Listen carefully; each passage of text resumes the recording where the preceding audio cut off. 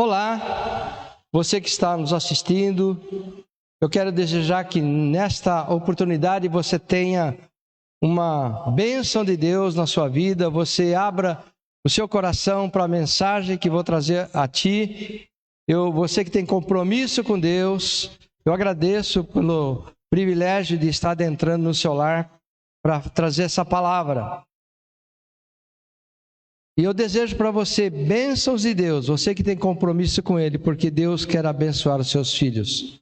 Eu estou pregando uma série de mensagens sobre o que acontece após a morte.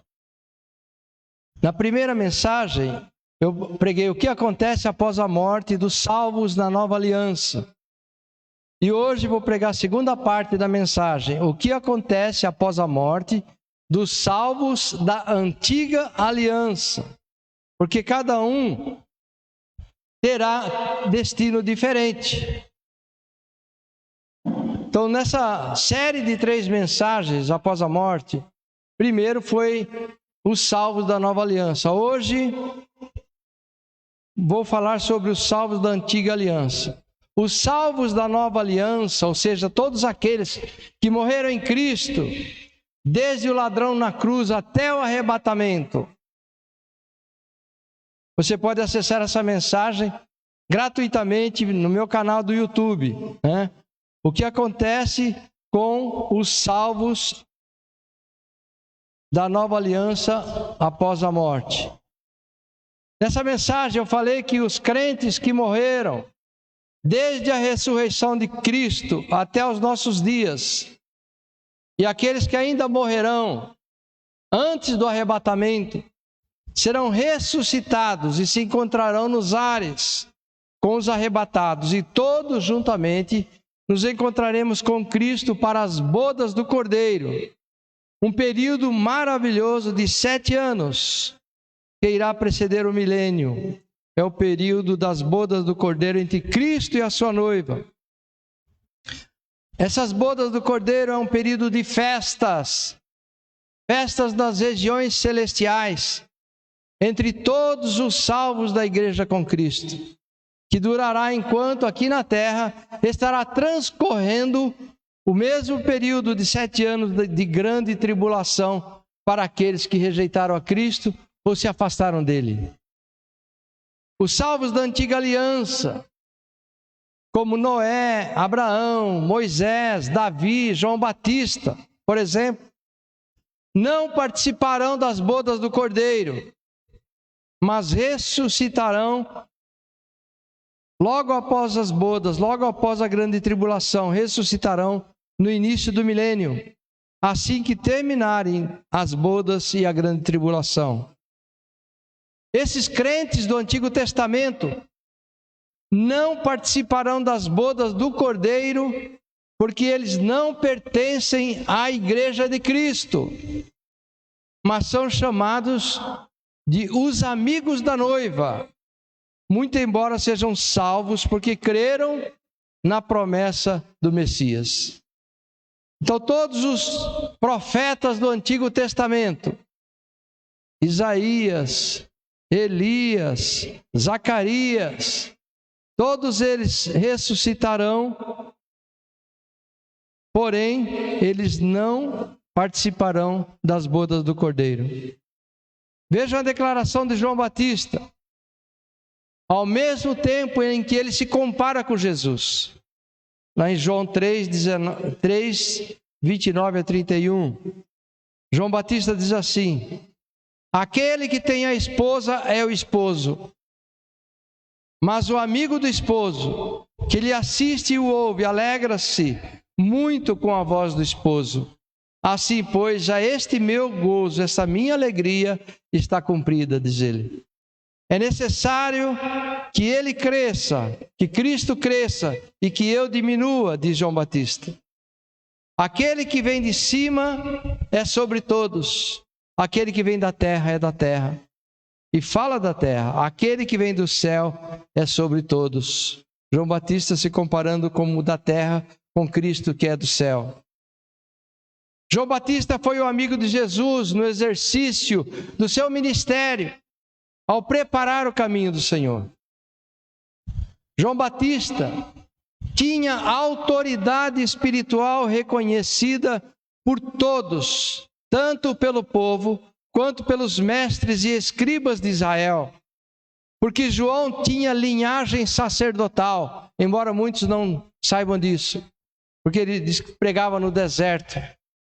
Porém, João tinha o direito de pregar no templo em Jerusalém, com toda a pompa possível, mas ele rejeitou esse privilégio. João Batista, além de ser da estirpe de Levi, por parte de seu pai Zacarias, ele também era da ascendência de Arão. Arão era irmão de Moisés, e foi sobre quem Deus colocou a incumbência do sacerdócio judaico. Ele era da ascendência de Arão por parte de sua mãe Isabel. De Levi, um dos filhos de Jacó, procediam todos aqueles que serviam no templo. E de Arão, irmão de Moisés, tinham parentesco os verdadeiros sacerdotes da ordem de Deus a Moisés. Por ordem de Deus a Moisés. De Arão viriam os sacerdotes. Inclusive Deus descreve minuciosamente a Moisés sobre todo o manto que eles iriam usar, as pedras que colocava aqui no peitoral e todas as pedras, tecidos e as peças internas. Deus deu a Moisés essa ordem para que Arão começasse o ministério dos sacerdotes, do qual João herdou por parte de mãe.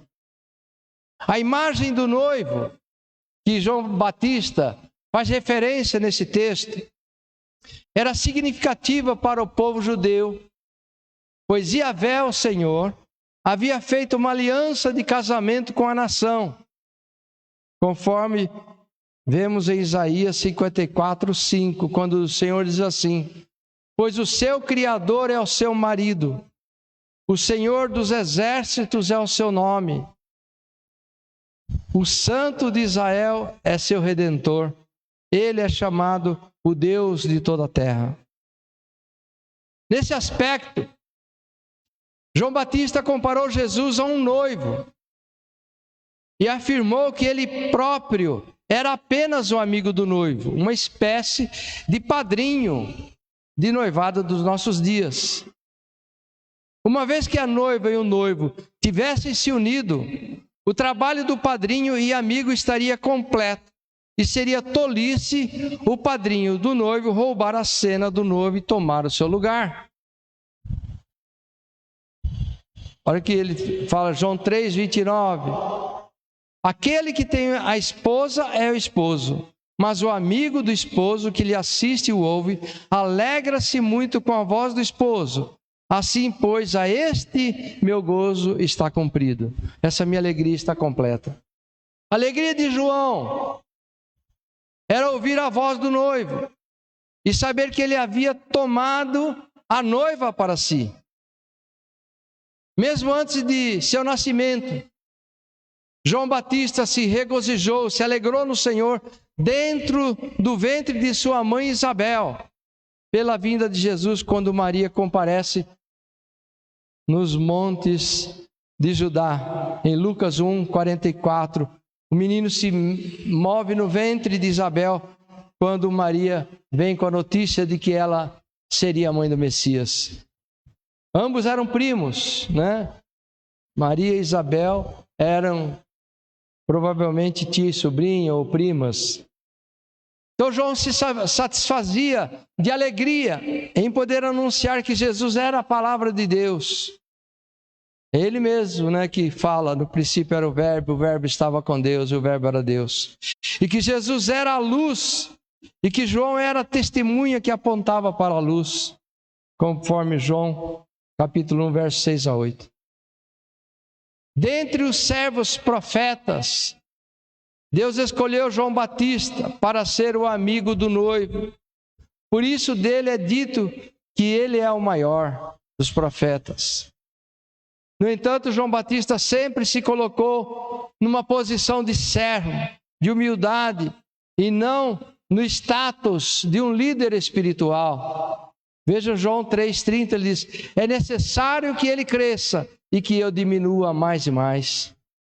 Por isso, quando Cristo surge, João Batista estava no auge de seu ministério. E ao reconhecer Jesus como o Messias, o Salvador, ele mesmo dispensa 2 dos seus discípulos e fala: sigam a ele, não sigam mais a mim. É importante que ele cresça e que eu diminua mais e mais. E assim foi.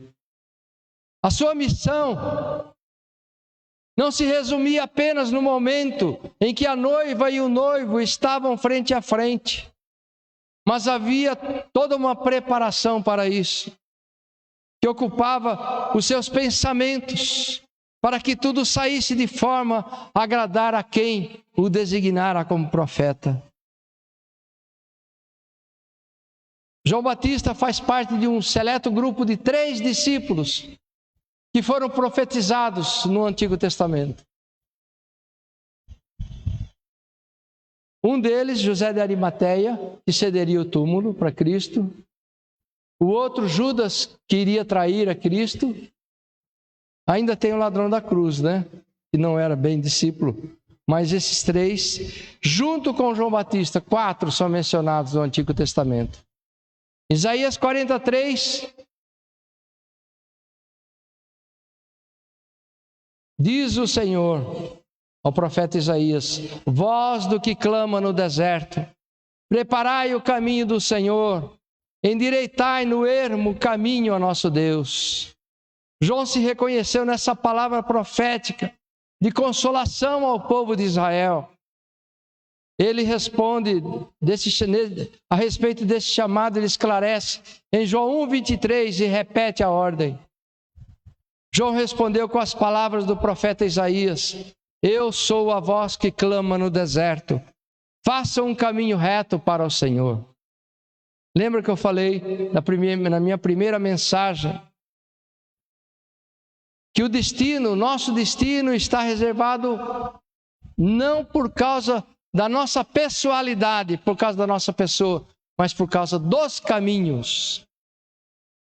E João diz que ele veio preparar o caminho reto do Senhor. João se reconhece como o agente que prepara o caminho para que as pessoas acolham o Messias. Ele é o sinal que indica o caminho, que é Jesus, o Evangelho vivo. João se reconheceu como sendo necessário que Jesus crescesse mais e mais e que ele diminuísse mais e mais, e assim foi.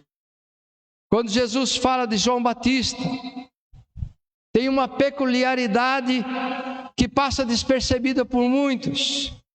Em Mateus 11:11, Jesus fala a respeito de João Batista assim.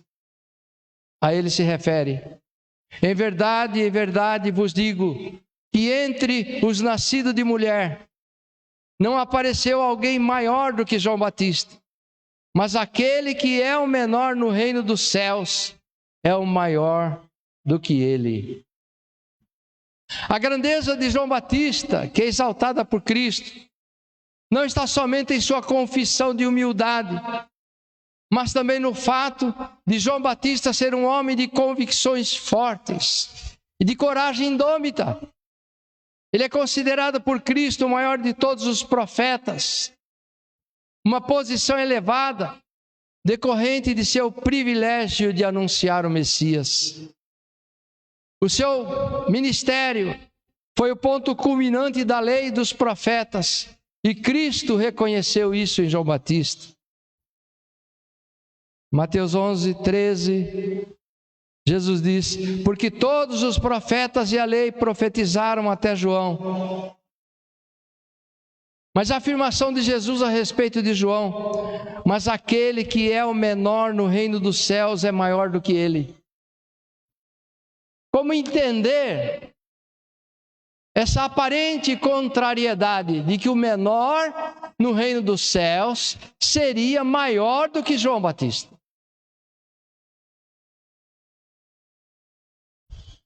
Cristo está aqui indicando aquilo que eu estou falando. Indica a natureza dos salvos em Cristo na nova aliança. Pois João Batista, como salvo da antiga, irá ressuscitar com um corpo imortal, porém terreno. Enquanto que o menor do reino dos céus, da nova aliança, irá ressuscitar com um corpo glorioso e será semelhante ao Altíssimo. Está explicado. João ressuscitará na entrada do milênio com um corpo imortal, porém o corpo de João é terreno, porque o ministério dos da antiga aliança é terreno. Reinarão com Cristo em Jerusalém. Mas aquele que pertence à nova aliança, que se converteu a Cristo após a sua ressurreição, morte e ressurreição, irá ressuscitar com o mesmo corpo glorioso de Cristo e atingirá a posição que Lúcifer tentou roubar no jardim do Éden, a posição de semelhante ao Altíssimo. Quando Deus criou Adão à sua imagem, diz que a imagem de Deus o criou e os criou à sua imagem e semelhança. Embora Deus tenha criado Adão à sua imagem, o corpo de Adão foi cópia do Messias que haveria de vir. Quando Deus colocou cabelo, nariz, ouvidos, 2 pernas, 2 braços, Deus estava copiando o corpo do Messias que haveria de vir, diz a palavra de Deus. E então naquele corpo imóvel Deus soprou o espírito de vida em seu nariz e nele colocou alma vivente. Porém Adão não atingiu a semelhança de Deus. Ele só tinha a imagem física do Filho de Deus que haveria de vir. Porque Adão, nós o chamamos de primeiro Adão, e Cristo nós o chamamos de último Adão. Enquanto pelo primeiro Adão entrou a desobediência e a morte, pelo último Adão entrou a obediência e a vida. E só serão semelhantes ao Altíssimo aqueles da nova aliança que creram, confessaram a Cristo, morreram e ressuscitaram com Cristo por meio da sua confissão, por meio da sua aceitação e nasceram de novo. Vejam a sensibilidade espiritual de João Batista quando se comparou com Jesus. Em João 3,31 ele diz: aquele que vem de cima é sobre todos, aquele que vem da terra é da terra e fala da terra, aquele que vem do céu é sobre todos. Alguém pode me refutar e dizer: ora, é fácil discernir que João Batista é da terra e que Jesus é do céu. Sim, é fácil.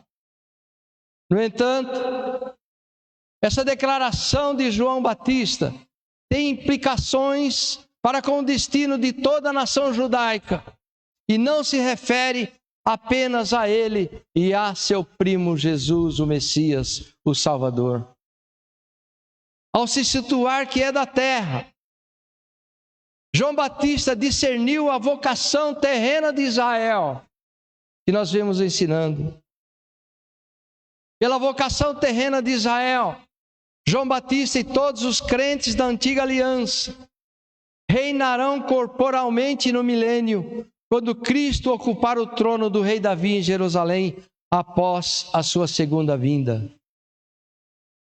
E ao se dizer amigo do noivo, João Batista também discerniu a vocação celestial da igreja. Olha que discernimento.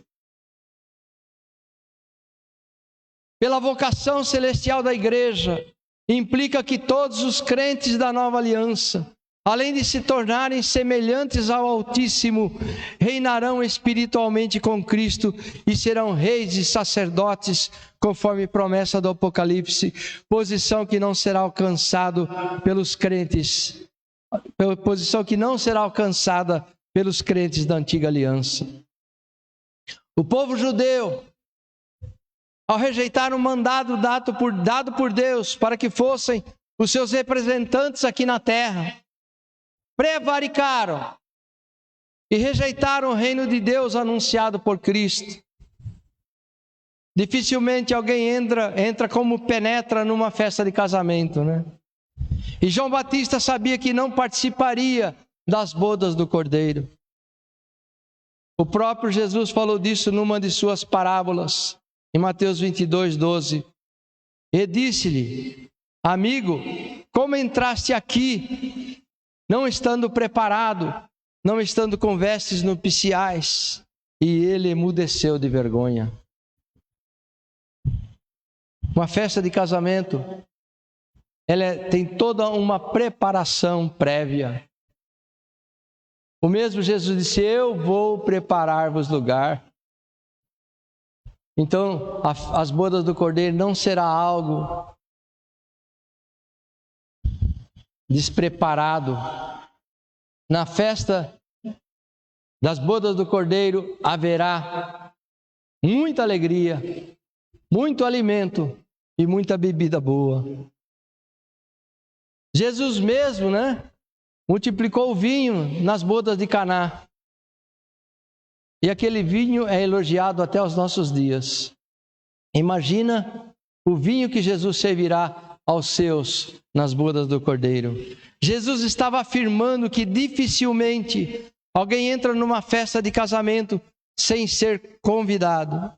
E que nas bodas do Cordeiro somente entrarão aqueles que pertencem à noiva, os membros da Igreja de Cristo.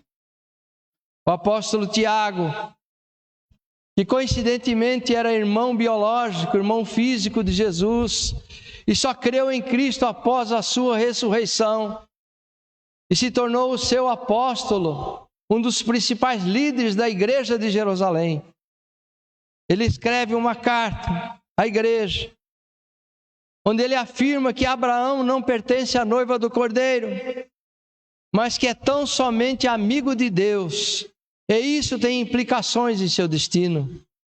Tiago 2,23 ele fala: e cumpriu-se a escritura que diz: e creu Abraão em Deus, e foi-lhe isso imputado como justiça, e foi chamado o amigo de Deus. Assim como Abraão, João Batista, como crente da velha aliança, sabia que a vocação de Israel seria terrena, ou seja, de reinar com Cristo no milênio. Ao contrário da noiva, a igreja, que tem vocação celestial e que irá reinar com Cristo nas regiões celestes, conforme eu disse na minha última pregação, o que acontecerá após a morte dos crentes da nova aliança, que você poderá acessar gratuitamente pelo meu canal do YouTube. João Batista, como participante da vocação terrena de Israel, vai ressuscitar com um corpo imortal, porém será apenas um corpo terreno e não um corpo glorioso, como os crentes da nova aliança. Aqueles que creram na vinda do descendente prometido a Abraão, em quem todas as famílias da terra seriam bem-aventuradas, são salvos da antiga aliança, conforme Gênesis capítulo 2, versículo 3. E no instante que morreram, todos foram despertados em algum momento do futuro que antecede o início do reino milenar de Cristo, e reinarão com Cristo por 1000 anos. Amados, eles já abriram os olhos no reino milenar, entraram na eternidade. Então, não existe essa de a pessoa estar dormindo no túmulo, aguardando a ressurreição. É num piscar de olhos que acontece isso. Apocalipse capítulo 20, versículo 6. O apóstolo João, o outro João, João Evangelista, escreve assim: e vi tronos, e assentaram-se sobre eles, e foi-lhes dado o poder de julgar. E vi as almas daqueles que foram degoladas pelo testemunho de Jesus e pela palavra de Deus, que não adoraram a besta, os mortos da grande tribulação, tá? E pela palavra de Deus, que não adoraram a besta, nem a sua imagem, e não receberam o sinal em suas testas, nem em suas mãos, viveram e reinaram com Cristo durante 1000 anos. Aqui está falando que os da antiga aliança vão ressuscitar junto com os da grande tribulação. Mas os outros mortos não reviveram até que os 1000 anos se acabaram. Os outros mortos que não reviveram seriam os perdidos, né? Esta é a primeira ressurreição. Bem-aventurado o santo, bem-aventurado e santo aquele que tem parte na primeira ressurreição. Sobre estes não tem poder a segunda morte, mas serão sacerdotes de Deus e de Cristo e reinarão com ele 1000 anos. A primeira ressurreição engloba os santos que morreram durante o período da grande tribulação, denominado de a última semana de Daniel, bem como os santos que morreram desde Adão até a morte de Cristo. Então essa é chamada a primeira ressurreição. Todos eles ressurgirão dentre os mortos com um corpo imortal, porém semelhante ao corpo que morreram, ou seja, ressurgirão, mas não em um corpo revestido de glória, e reinarão com Cristo por 1000 anos.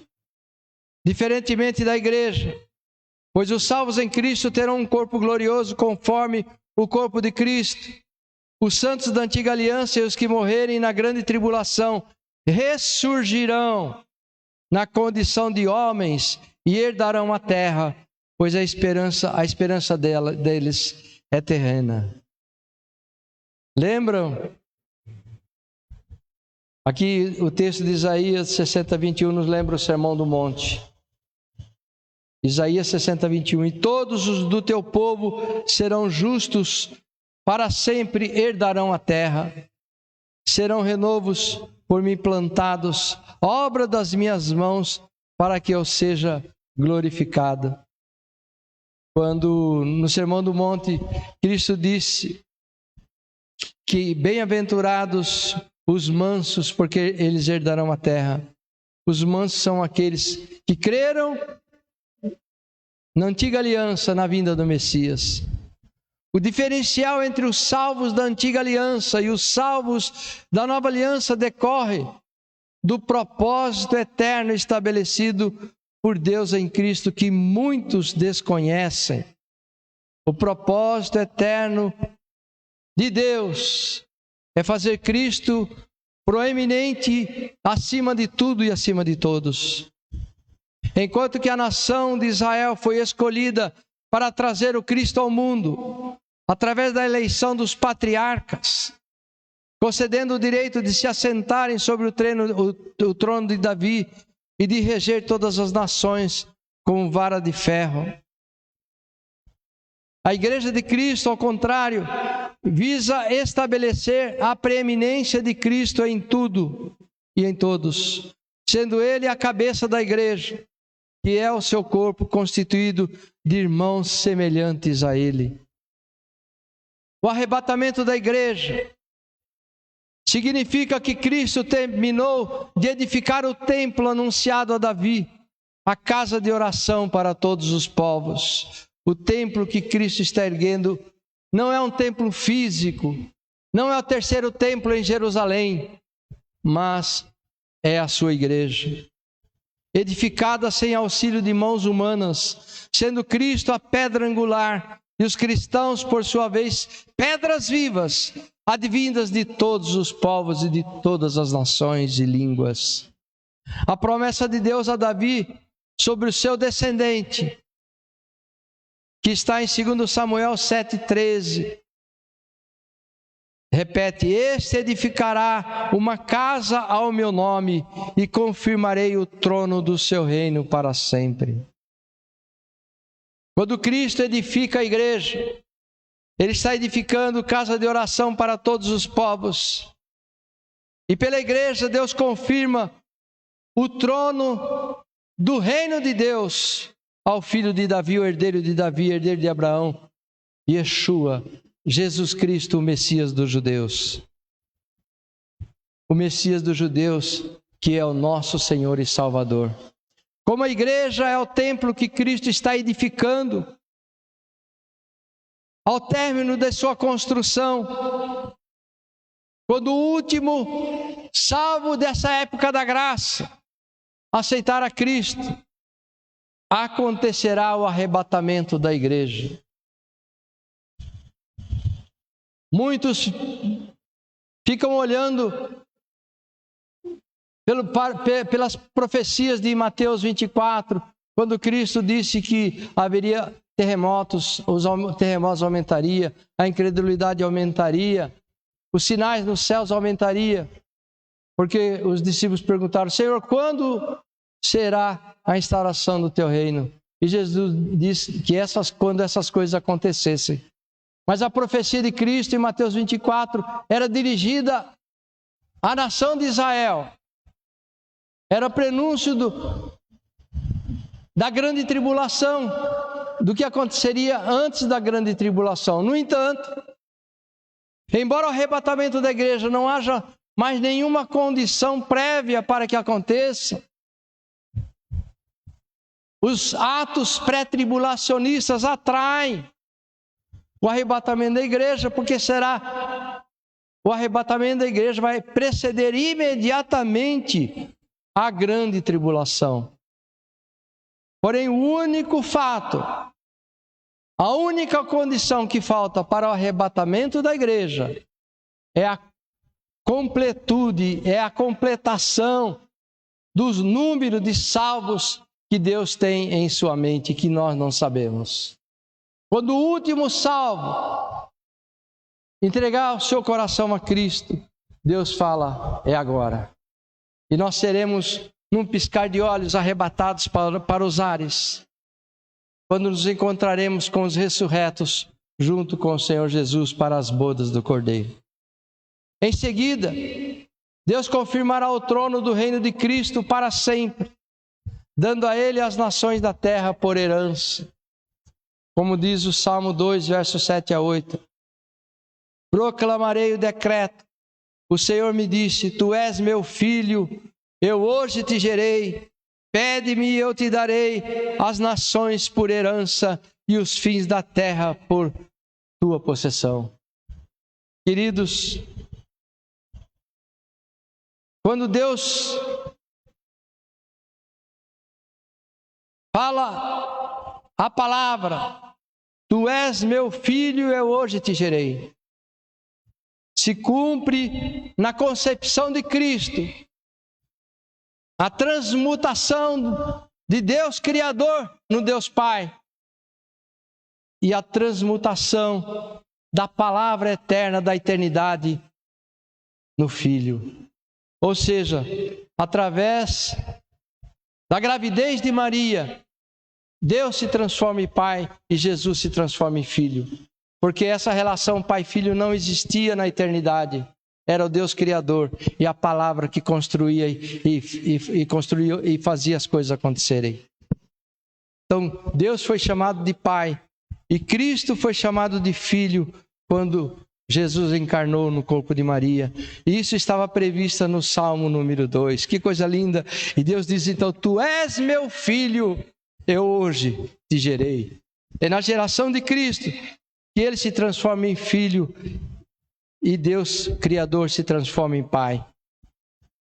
Amados de Deus, esse texto ainda diz, né? Pede-me, eu te darei os gentios ou as nações por herança e os fins da terra por tua possessão. Aqui nos Salmos, que foram escritos há 3.000 anos atrás, pelo rei Davi. Deus profetiza ao rei Davi o nascimento da igreja, o surgimento da igreja, porque os gentios eram as nações incrédulas que não conheciam a velha aliança, nem as promessas de Deus ao povo judeu. Povo que rejeitava os gentios, nem queria visitar, entrar nas suas casas para não serem contaminados. É a estes que Deus elege como herança ao Messias que haveria de vir. É por isso que Cristo dá tanto valor aos seus discípulos como cordeiros, porque ele sabe que ele foi rejeitado pelos seus. Mas os gentios que estavam mortos em seus pecados, voltaram seus olhos para aquele que poderia salvá-los. Então as nações se tornaram herança de Jesus. Não são os judeus, a maioria do povo de Deus hoje, mas Cristo escolheu os gentios, as nações, para serem seus herdeiros. Amados de Deus, os globalistas e os líderes mundiais de nossos dias estão se armando para tentar dominarem a terra. Mas a herança dessas nações já está prometida ao Cristo enviado por Deus, que os globalistas rejeitam, mas que é o escolhido de Deus. Os globalistas preparam o campo para o inimigo de Cristo, que é o chamado anticristo, a quem Jesus derrotará com o sopro da sua boca, no monte do Armagedon. Então, aos que são de Cristo está prometida a vitória. Aos que são de Cristo está prometido um reino eterno. Aos que estão de Cristo é prometido um corpo glorioso. E estão prometidos a eles serem semelhantes ao Altíssimo. Quando Cristo se assentar no trono de seu reino terreno, as nações serão colocadas diante dele, e ele separará as nações como o pastor separa os bodes das ovelhas. Serão dignas de adentrarem no reino terreno de Cristo, reino terreno de Cristo. As nações que não desprezaram os seus irmãos segundo a carne, mas as nações que desprezaram os judeus na grande tribulação serão exterminadas. É por isso que a igreja evangélica tem uns olhos de amor voltados para Jerusalém e voltados para os judeus. Porque aqueles que abençoarem os judeus serão abençoados por Deus. É o que Deus prometeu a Abraão, seu servo. Vejam Mateus 25, versos 31 e 32.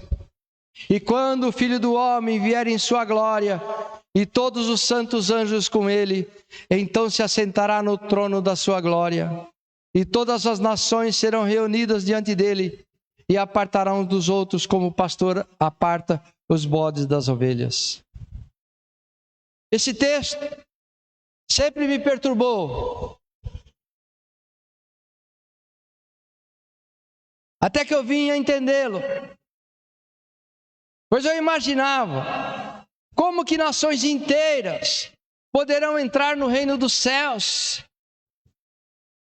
Mas não é no reino dos céus que lhes é prometida essa divisão, esse comparecimento das nações perante Cristo. Não será no reino dos céus, mas no reino terreno de Cristo, durante o milênio, em Jerusalém, que esses fatos irão ocorrer. As nações se juntarão no Armagedon e os seus exércitos para combaterem o próprio Cristo, liderados pelo anticristo. Será quando eles então serão derrotados pelo sopro de Jesus.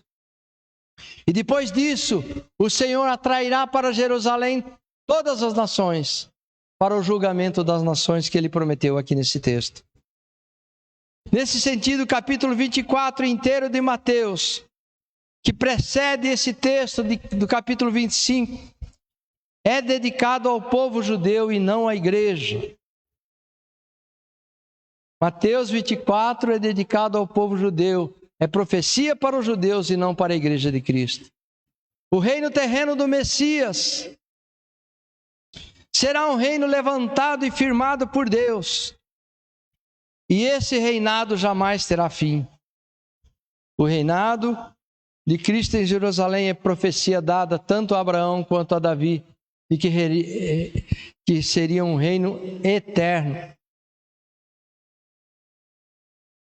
Que Deus prometeu que os seus descendentes o teriam. Em Daniel 2,44, diz assim, e 7,27, diz assim o livro do profeta Daniel: mas nos dias desses reis, o Deus do céu levantará um reino que não será jamais destruído. E esse reino não passará a outro povo, esmiuçará e consumirá todos esses reinos, mas ele mesmo subsistirá para sempre.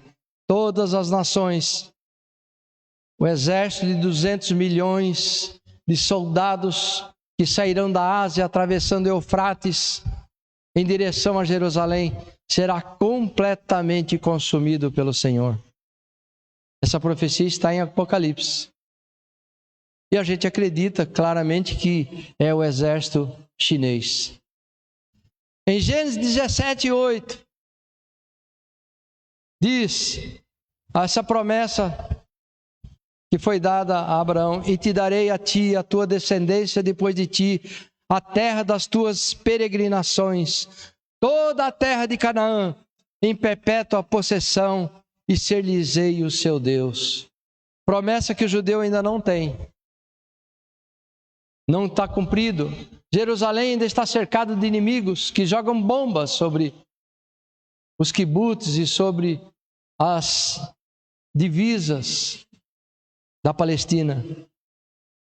Essa promessa ainda não se cumpriu completamente, porque ele é dado à descendência de Abraão. A terra darei a ti, a terra das tuas peregrinações, toda a terra de Canaã, em perpétua possessão. Porque Israel ainda não ocupa toda a terra das peregrinações de Abraão, que é um grande território. Israel ocupa uma pequena faixa entre o mar Mediterrâneo e a Palestina.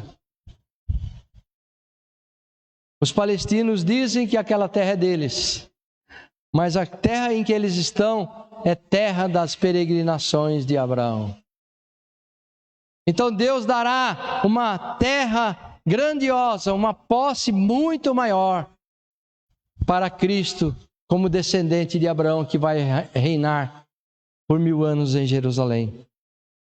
O apóstolo Paulo, por outro lado, nos afirma que a promessa a Abraão de que seu descendente seria herdeiro do mundo se daria pela justiça da fé.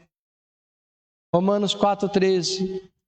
Porque a promessa de que havia de ser herdeiro do mundo não foi feita pela lei a Abraão ou a sua posteridade, mas pela justiça da fé. Veja que a promessa de serem herdeiros, de Abraão ser herdeiro, de Israel ser herdeiro, não está na lei. Não está descrito na lei, mas diz que a lei não dá como solucionar essa questão. E Paulo diz que a questão é justificada pela justiça da fé. Ou seja, a justiça da fé implica em que Abraão e os demais herdeiros da antiga aliança seriam salvos ao crerem na promessa da vinda do Messias.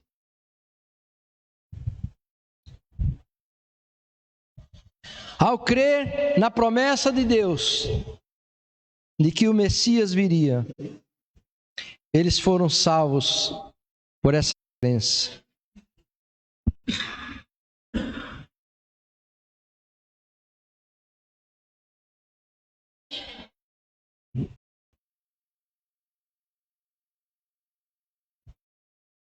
Deus estabeleceu que o seu primogênito,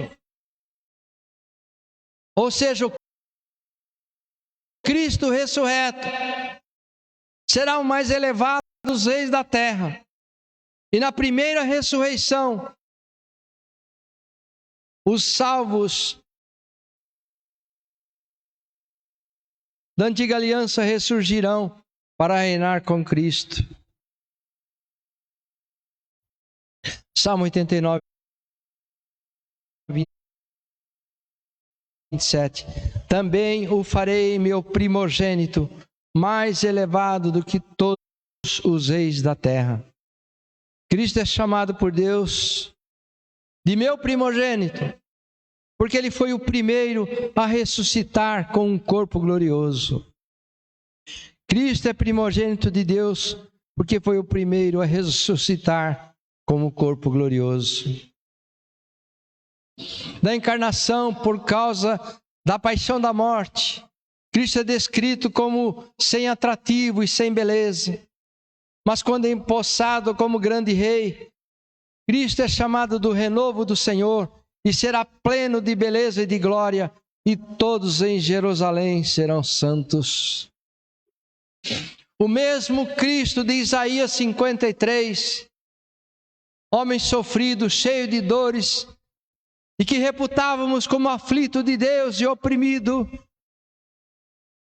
é o mesmo Cristo do capítulo 1 de Apocalipse, que surge glorioso diante do apóstolo João, vestido de glória e majestade, de cujos olhos saía fogo e da boca uma espada, vestido com mantos de ouro. É o mesmo Cristo.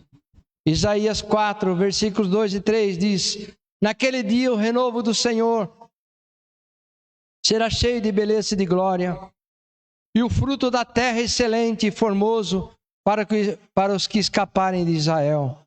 E será que aquele que for deixado em Sião e ficar em Jerusalém será chamado santo, separado por Deus. Todo aquele que estiver inscrito entre os viventes, os que estiverem vivos em Jerusalém. Ora, sabemos que todos os mortos irão ressuscitar, mas uns ressurgirão para a salvação eterna e outros para a perdição eterna.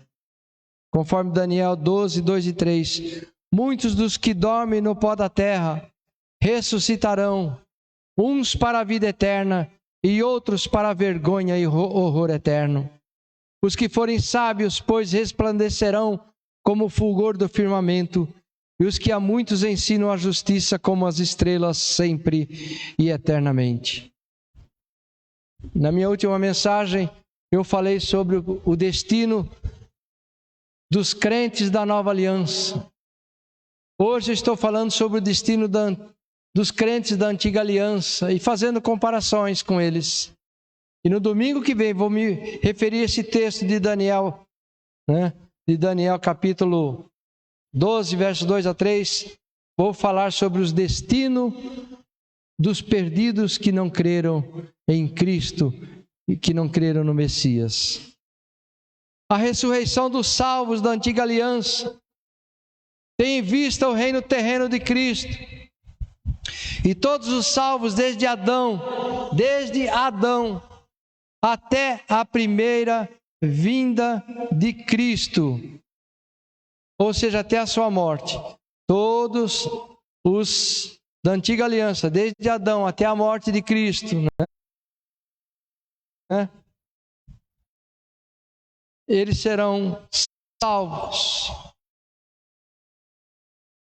bem como os da grande aliança, da grande tribulação, todos esses, desde Adão até a morte de Cristo, e passando pelos da grande tribulação, e antes de iniciar o reino messiânico, eles ressurgirão para governar o mundo juntamente com Cristo.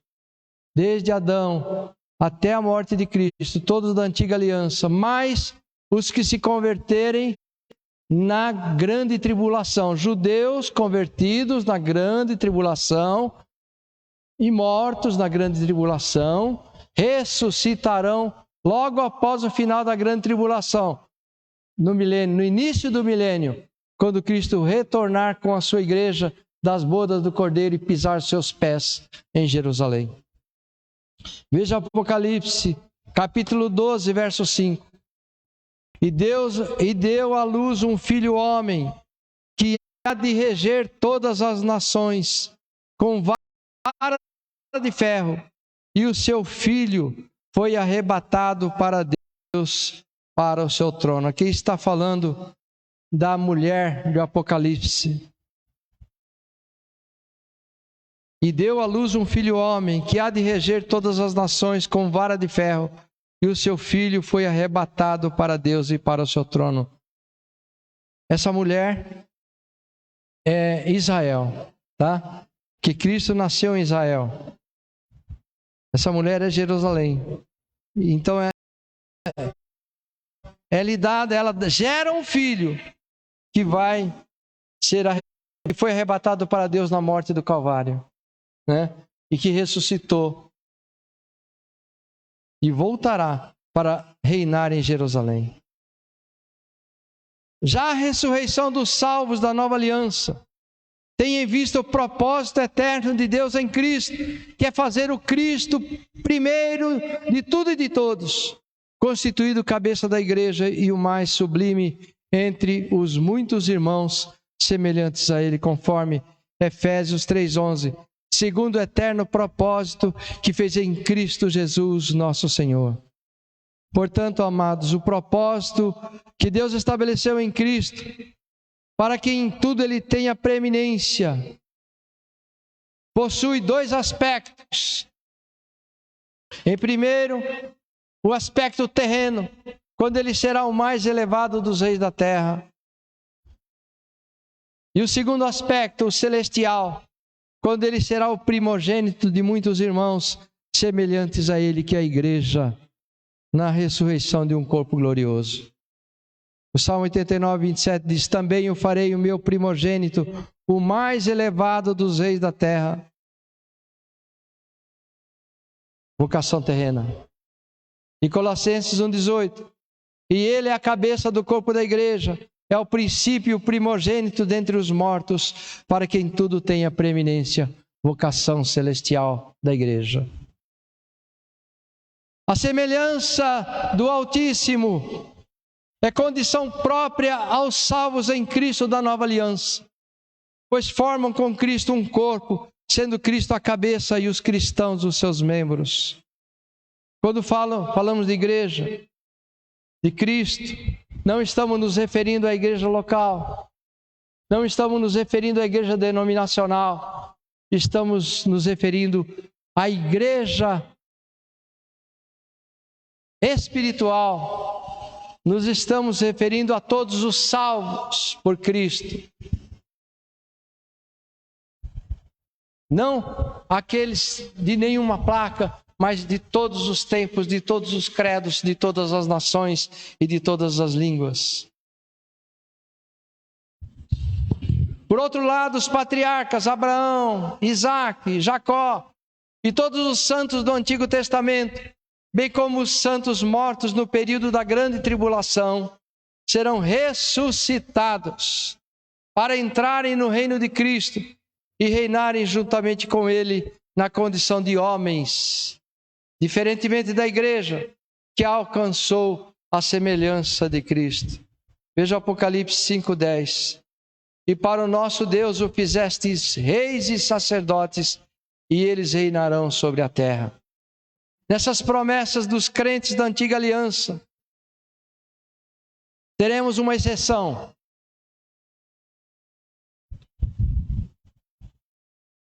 A exceção dos crentes da antiga aliança, que reinarão com Cristo em Jerusalém, são seus apóstolos. Quando Cristo reinar na terra, os apóstolos, apesar de fazerem parte da igreja, também se assentarão em 12 tronos, com competência para julgar as 12 tribos de Israel, conforme previsto em Mateus 19, 27 a 30. A única exceção dos que estarão assentados em Jerusalém ao lado de Cristo para julgar a nação de Israel serão os seus 12 apóstolos.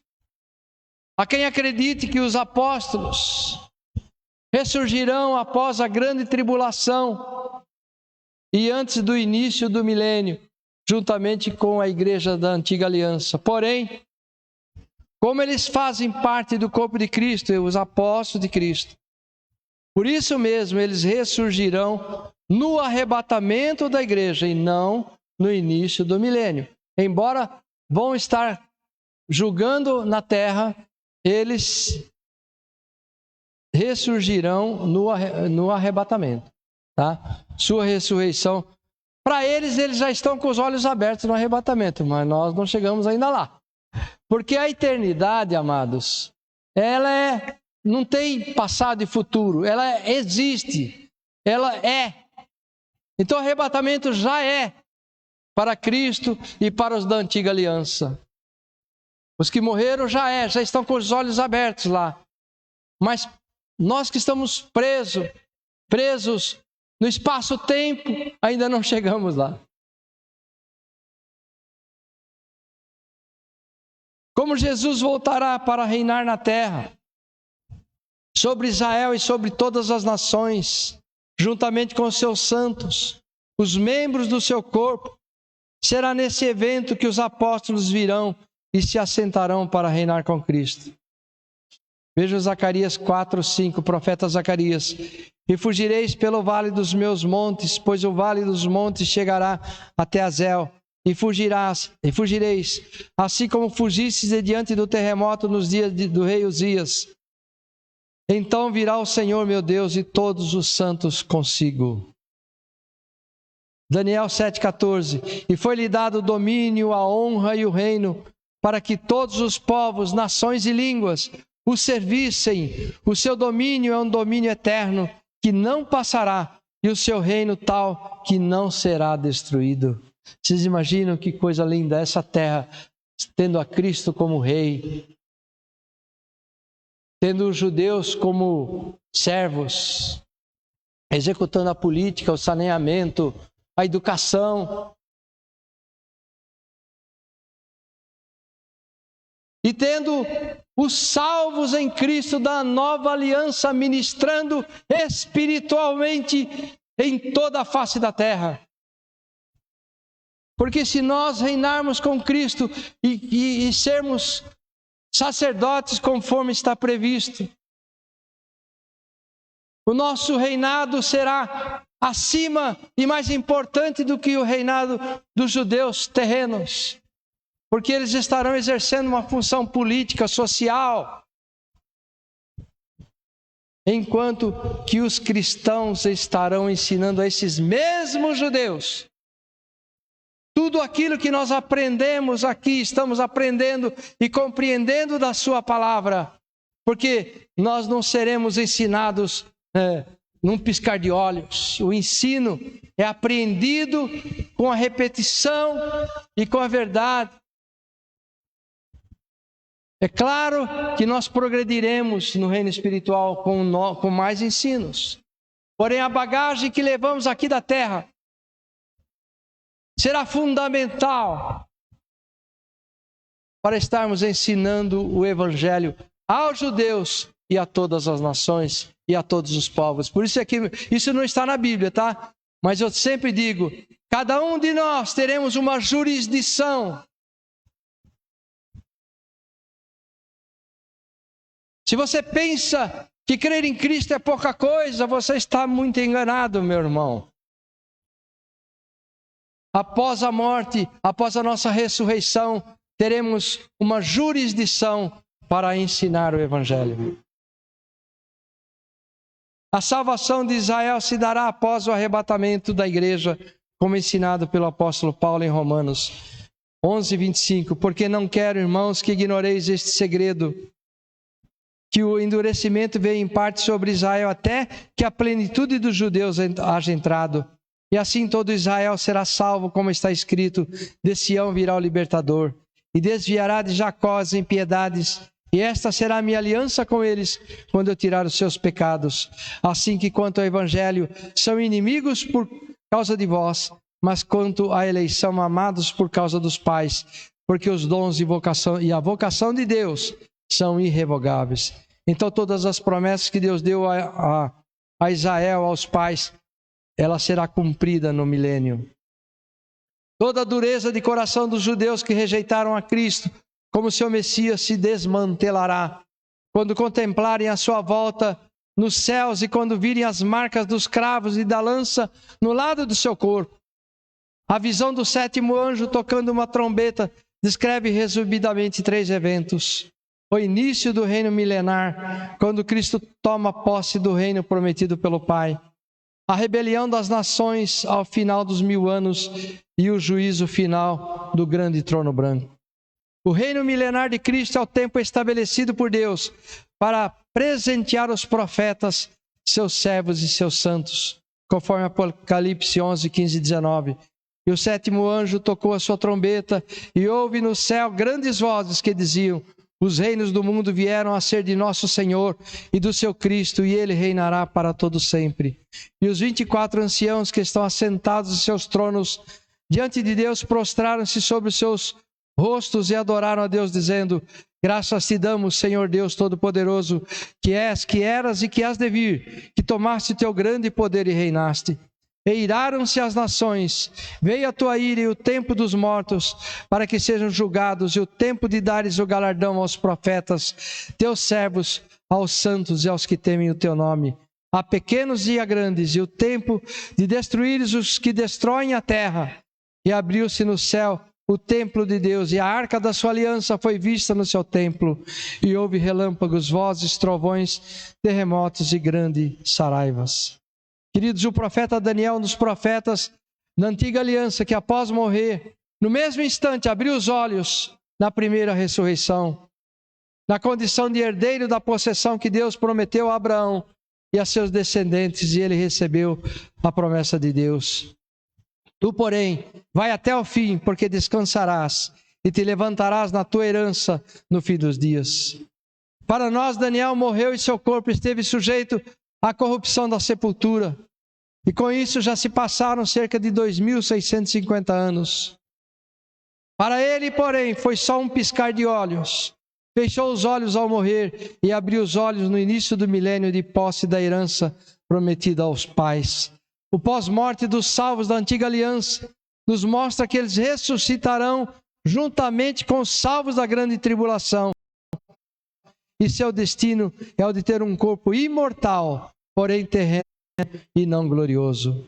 Eles irão reinar com Cristo aqui na terra, cujo trono estará em Jerusalém durante o milênio, que será um tempo de cerca de 1000 anos, que restaurará as impurezas desta terra e instaurará a verdadeira justiça. Cristo reinará com vara de ferro, ou seja, todos serão obrigados a obedecer e a fazer o bem. No milênio continuará a nascer gente, a vida será saudável e longa, porém continuará a morrer pessoas, mas com centenas de anos, e continuará a haver salvação por meio de Cristo. Tudo isso vai acontecer no milênio, em resumo. Vai continuar a nascer gente, uma vida longa e saudável, viverão centenas de anos, continuará a morrer pessoas, e continuar havendo salvação no milênio. Tudo isso vai acontecer. Porque os dons de Deus são irrevogáveis.